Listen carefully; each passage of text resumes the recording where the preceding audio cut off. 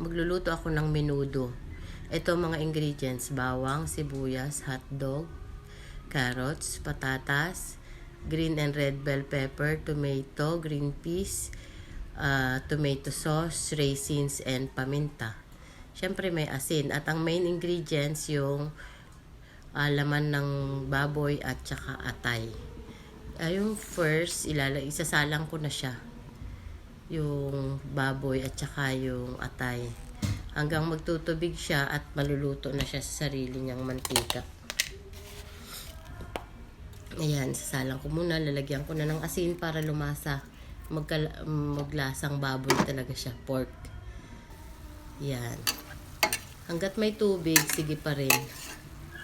Pag nawala na yung tubig at nagmantika na, saka igigisa.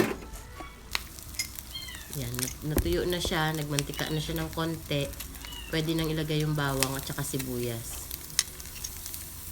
Kabilang side yung sibuyas, dito sa kabilang side naman yung bawang. Pero pag naluto yan ng sabay, pares na rin. Pwede na rin paghaluin. Yan, medyo kulang sa mantika dahil maraming laman yan. Almost 1/8 lang yata yung taba. Dadagdagan ko ng konting mantika siya. Konting-konti lang.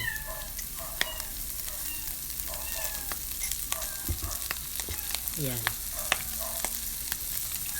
Tapos pag luto na siya, pwede nang ilagay na yung kamatis.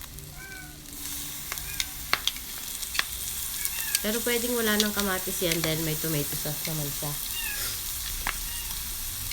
Yan ang pusa ko.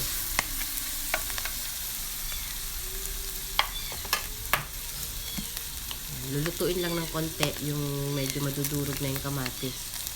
Tapos lalagay ko na yung paminta. Nasa sa kabilang side naman kasi yung karne. Kaya pwede nang isabay yung paminta. Pagkatapos niyan, pag okay na yung kamatis, sibuyas, bawang, yan. Lutong-luto na. Pwede ko nang paghaluin. Tapos nilagay ko na yung hotdog. Tapos nilagay ko na rin yung carrots at saka patatas. Parang mas marami ng gulay pag nagluluto ako ng menudo kasi yun naman sa akin ang importante, yung gulay.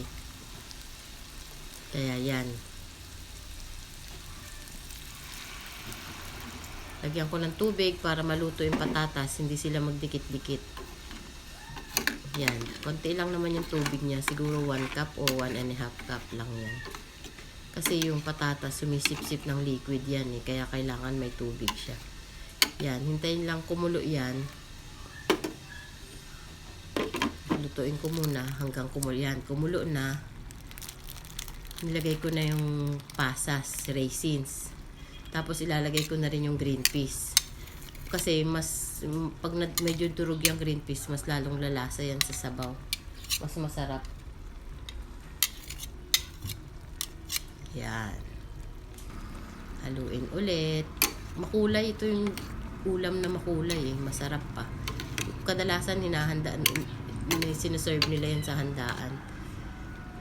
Pero pwede mo namang lutuin na pang ulam. Kahit walang handaan, pwede ka mag-ulam yan. O, nilagay ko na nga pala yung tomato sauce. Maliit lang yan. Hindi naman pinakamaliit yung pangalawa sa pinakamaliit.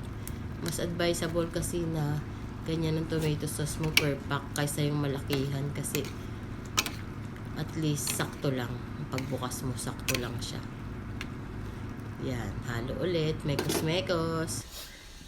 Yan, luto na. Pagkaluto niyan, nilagay ko na rin yung green and red bell